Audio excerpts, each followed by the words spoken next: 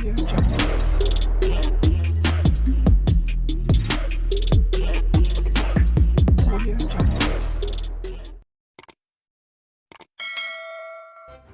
kasih kerana memilih channel ini. Sebelum kita mulakan video ini, sila pertimbangkan untuk menekan butang like, share dan subscribe dan aktifkan butang lonceng anda agar anda sentiasa mendapat info-info percuma pada setiap hari dari channel kami. Dan tinggalkan komen anda kerana komen anda amatlah dihargai. Terima kasih. Sultan Johor Sultan Ibrahim Sultan Iskandar yang akan mengangkat sumpah jawatan sebagai Yang di-Pertuan Agong Baharu tidak merahsiakan kekecewaannya terhadap keputusan Kerajaan Mahathir pada 2018 untuk tidak meneruskan semakan isu itu di Mahkamah Keadilan Antarabangsa.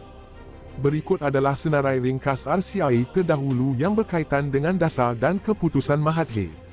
1. Mata Lebam Anwar. Pada tahun 1998, Anwar Ibrahim yang tidak lagi serasi dengan Mahathir disingkirkan sebagai Timbalan Perdana Menteri dan Menteri Kewangan. Dia kemudiannya ditangkap apabila dihadapkan ke mahkamah pada 29 September 1998 untuk berdepan pertuduhan liwat dan salah guna kuasa. Anwar muncul dengan mata lebam dan memberitahu mahkamah dia dipukul hingga pengsan semasa berada di lokap polis Bukit Aman pada 20 September. Ketua Polis Negara ketika itu, Abdul Rahim Noor, pada mulanya berbohong dengan mendakwa bahawa Anwar adalah selamat dan kecederaan itu adalah perbiatannya sendirinya. Laporan siasatan dalaman polis mengesahkan bahawa Anwar dipukul semasa dalam tahanan polis tetapi gagal menemui dalangnya. Alasannya adalah pegawai penyiasat tidak dapat menemu bual pegawai atasannya. Hanya selepas RCI ditubuhkan untuk menyiasat kecederaan Anwar, barulah Rahim yang memberi keterangan kepada Suruhanjaya itu pada 2 Mac 1999 mengaku menampak Anwar dan menyebabkan dia terjatuh di lantai simen di bilik kurungannya. Katanya, dia tidak ingat sama ada Anwar juga terus dipukul meskipun Anwar ketika memberi keterangan mendakwa dirinya menerima lebih banyak pukulan. Prosiding Mahkamah Berasingan menjatuhkan hukuman penjara 2 bulan ke atas Rahim kerana mengasari Anwar. Dia juga memohon maaf kepada Anwar sebagai sebahagian daripada penyelesaian. Pada 2018, Mahathir mendedahkan bahawa dia marah dengan pihak polis pada 1998 kerana tidak mengheret Anwar ke mahkamah. 2. Korek krisis kehakiman.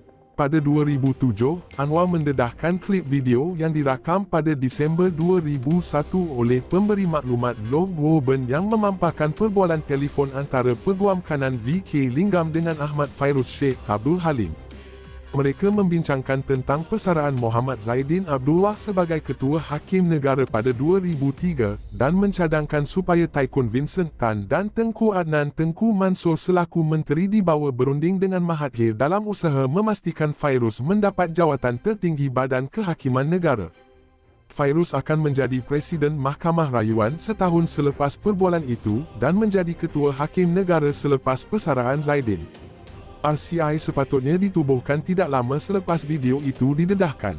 Laporannya yang dikeluarkan pada tahun berikutnya mengesyorkan Fairuz, bekas Ketua Hakim Negara Eusof Chin, Linggam, Tengku Adnan, Tan dan Mahathir disiasat di bawah pelbagai undang-undang termasuk Akta Hasutan, Akta Rahsia Rasmi, Kanun Keseksaan, Akta Pencegahan Rasuah dan Undang-Undang Akta Profession.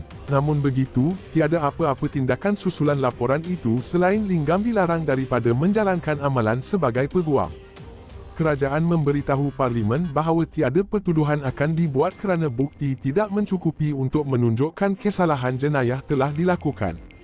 Semasa memberi keterangan kepada Suruhanjaya itu, Mahathir menjawab kebanyakan soalan yang dikemukakan dengan mengatakan bahawa dia tidak ingat.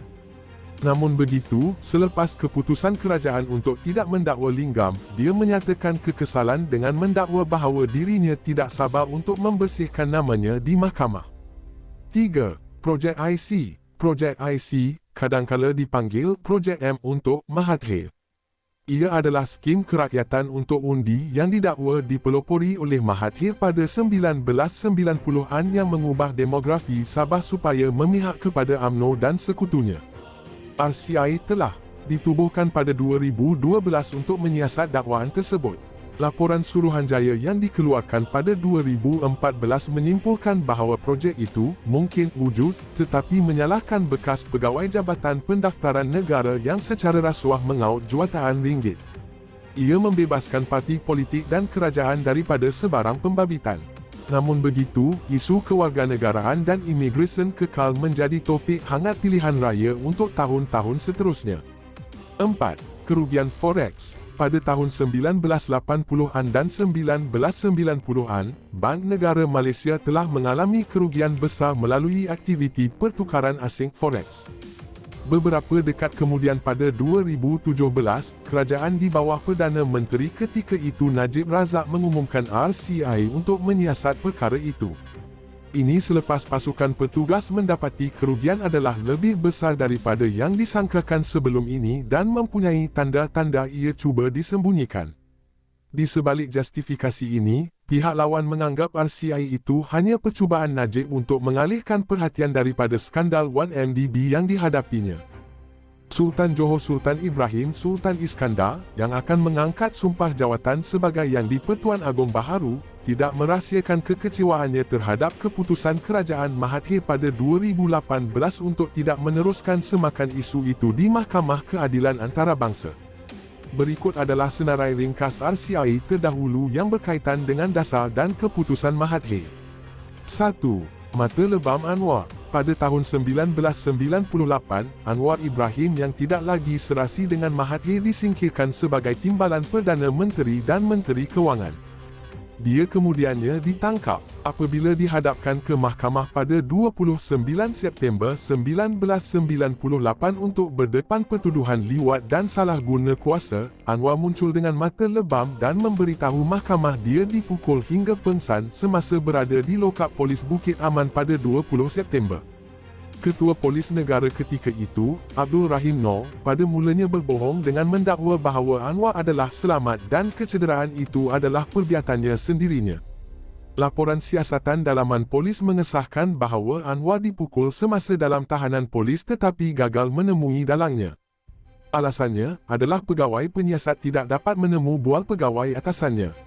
Hanya selepas RCI ditubuhkan untuk menyiasat kecederaan Anwar, barulah Rahim yang memberi keterangan kepada Suruhanjaya itu pada 2 Mac 1999 mengaku menampak Anwar dan menyebabkan dia terjatuh di lantai simen di bilik kurungannya. Katanya, dia tidak ingat sama ada Anwar juga terus dipukul meskipun Anwar ketika memberi keterangan mendakwa dirinya menerima lebih banyak pukulan. Prosiding Mahkamah berasingan menjatuhkan hukuman penjara 2 bulan ke atas Rahim kerana mengasari Anwar. Dia juga memohon maaf kepada Anwar sebagai sebahagian daripada penyelesaian. Pada 2018, Mahathir mendedahkan bahawa dia marah dengan pihak polis pada 1998 kerana tidak mengheret Anwar ke mahkamah. 2. Korek krisis kehakiman. Pada 2007, Anwar mendedahkan klip video yang dirakam pada Disember 2001 oleh pemberi maklumat Love Woburn yang memaparkan perbualan telefon antara Peguam Kanan VK Linggam dengan Ahmad Fairuz Sheikh Abdul Halim. Mereka membincangkan tentang persaraan Muhammad Zaidin Abdullah sebagai Ketua Hakim Negara pada 2003 dan mencadangkan supaya Taikun Vincent Tan dan Tengku Adnan Tengku Mansur selaku menteri dibawa berunding dengan Mahathir dalam usaha memastikan Fairuz mendapat jawatan tertinggi Badan Kehakiman Negara. Fairuz akan menjadi Presiden Mahkamah Rayuan setahun selepas perbualan itu dan menjadi Ketua Hakim Negara selepas persaraan Zaidin. RCI sepatutnya ditubuhkan tidak lama selepas video itu didedahkan. Laporannya yang dikeluarkan pada tahun berikutnya mengesyorkan Fairuz, bekas Ketua Hakim Negara Yusof Chin, Linggam, Tengku Adnan, Tan dan Mahathir disiasat di bawah pelbagai undang-undang termasuk Akta Hasutan, Akta Rahsia Rasmi, Kanun Keseksaan, Akta Pencegahan Rasuah dan Undang-Undang Akta Profesion. Namun begitu, tiada apa-apa tindakan susulan laporan itu selain Linggam dilarang daripada menjalankan amalan sebagai peguam. Kerajaan memberitahu Parlimen bahawa tiada pertuduhan akan dibuat kerana bukti tidak mencukupi untuk menunjukkan kesalahan jenayah telah dilakukan. Semasa memberi keterangan kepada Suruhanjaya itu, Mahathir menjawab kebanyakan soalan yang dikemukakan dengan mengatakan bahawa dia tidak ingat. Namun begitu, selepas keputusan kerajaan untuk tidak mendakwa Linggam, dia menyatakan kekesalan dengan mendakwa bahawa dirinya tidak sabar untuk membersihkan namanya di mahkamah. 3. Projek IC. Projek IC, kadangkala dipanggil Projek M untuk Mahathir. Ia adalah skim kerakyatan untuk undi yang didakwa dipelopori oleh Mahathir pada 1990-an yang mengubah demografi Sabah supaya memihak kepada UMNO dan sekutunya. RCI telah ditubuhkan pada 2012 untuk menyiasat dakwaan tersebut. Laporan Suruhanjaya yang dikeluarkan pada 2014 menyimpulkan bahawa projek itu mungkin wujud tetapi menyalahkan bekas pegawai Jabatan Pendaftaran Negara yang secara rasuah mengaut jutaan ringgit. Ia membebaskan parti politik dan kerajaan daripada sebarang pembabitan. Namun begitu, isu kewarganegaraan dan imigresen kekal menjadi topik hangat pilihan raya untuk tahun-tahun seterusnya. 4. Kerugian Forex. Pada tahun 1980-an dan 1990-an, Bank Negara Malaysia telah mengalami kerugian besar melalui aktiviti pertukaran asing Forex. Beberapa dekad kemudian pada 2017, kerajaan di bawah Perdana Menteri ketika itu Najib Razak mengumumkan RCI untuk menyiasat perkara itu. Ini selepas pasukan petugas mendapati kerugian adalah lebih besar daripada yang disangkakan sebelum ini dan mempunyai tanda-tanda ia cuba disembunyikan. Di sebalik justifikasi ini, pihak lawan menganggap RCI itu hanya percubaan Najib untuk mengalihkan perhatian daripada skandal 1MDB yang dihadapinya.